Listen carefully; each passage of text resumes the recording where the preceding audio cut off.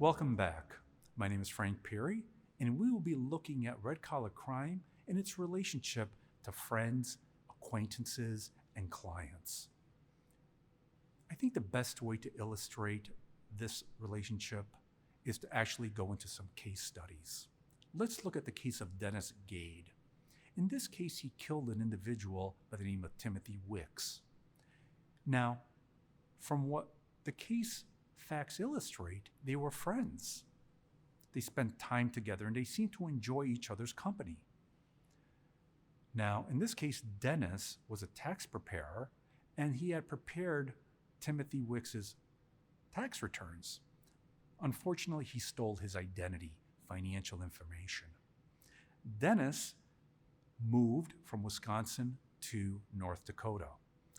As he went to North Dakota, however, he also stole his identity, meaning he was now Timothy Wicks.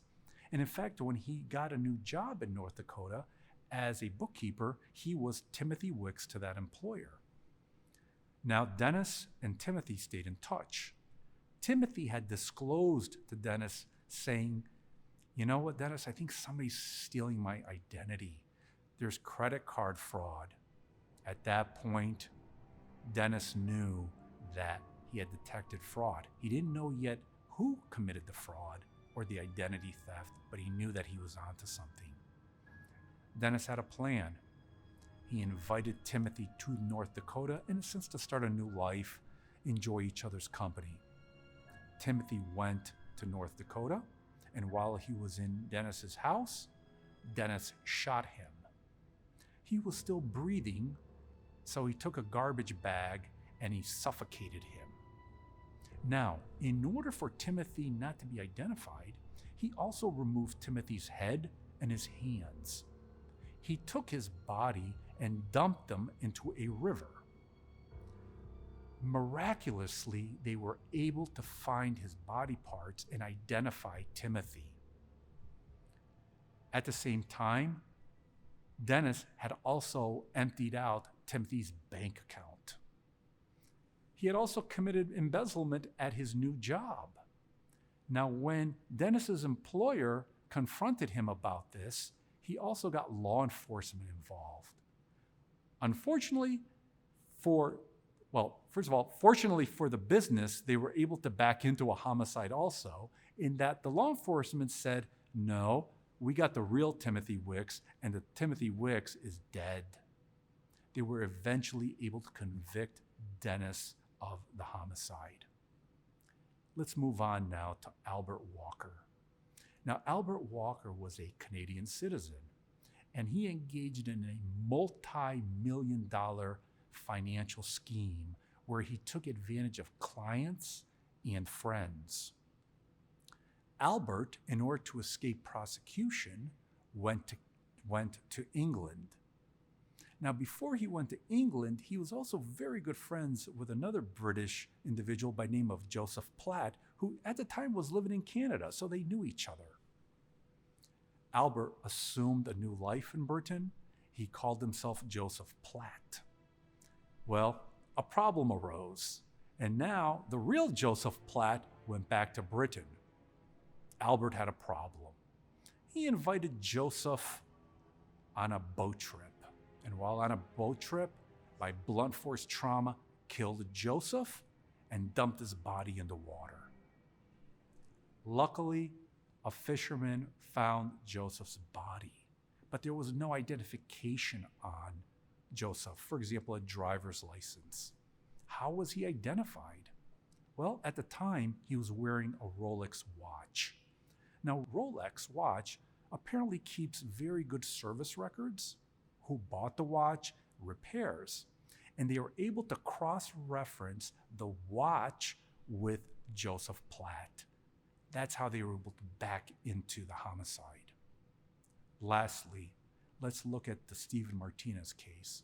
In this case, we have an ex-Internal Revenue Service agent who also then became a tax preparer. What was he doing? What was his fraud scheme? He was engaged in preparing fraudulent tax returns. How did he do it? Well, with the clients, for example, he would have one tax return in which he would tell the clients, you owe the government money. But the return that he filed with the government said that his clients didn't owe any money. He would take the money and put it in his own bank account, meaning when the clients would pay for this supposed liability, he would put it in his bank account and lead a lavish lifestyle. Well, Stephen knew that there was a problem, and he would go and engage in participation in a murder-for-hire scheme in which he wanted to kill the clients.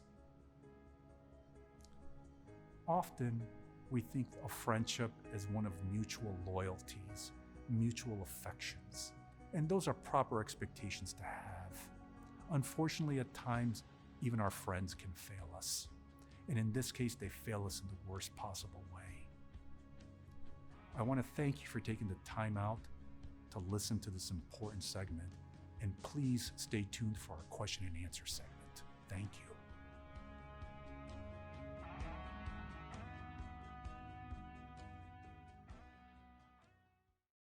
Frank, can you explain how our intuition about people can actually be detrimental to us?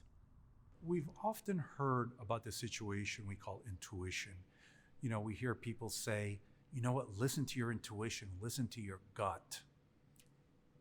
I would certainly never say to anybody not to listen to their intuition, but we also have to be careful in terms of what is our intuition based on.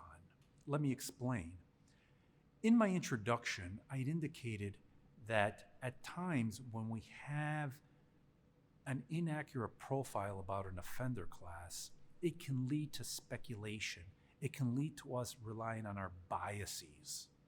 Now, if our intuition is going to be based on speculation and biases on what we want to believe other people to be, then our intuition is flawed.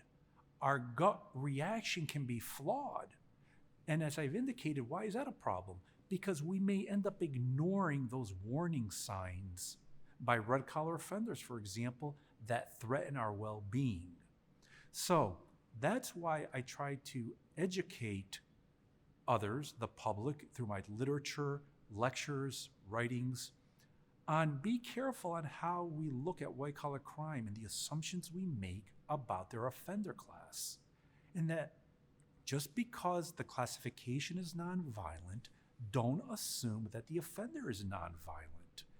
Thus, if your intuition is telling you something, I'm not saying not to ignore it, but also question yourself. What is this intuition really based on?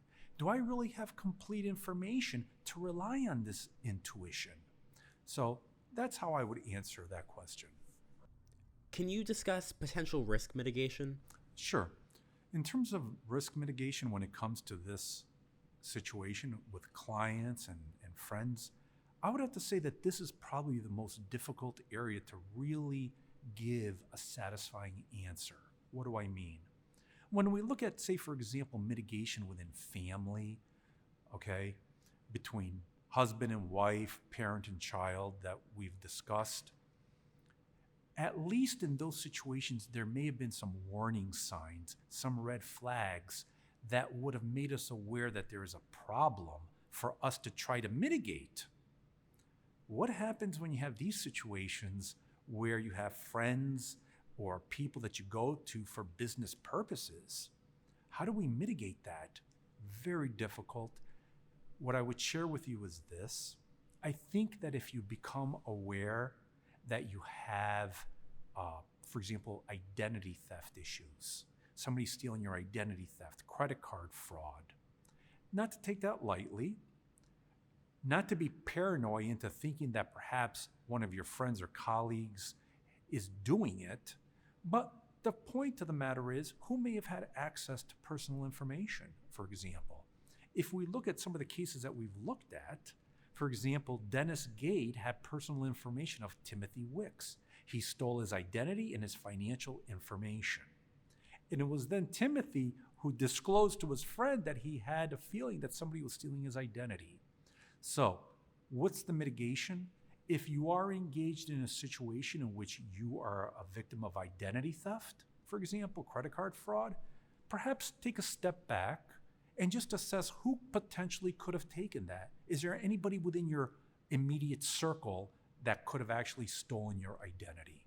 And if so, then at that point, just do the best you can to be self-aware of the people you associate with. Thanks, Frank.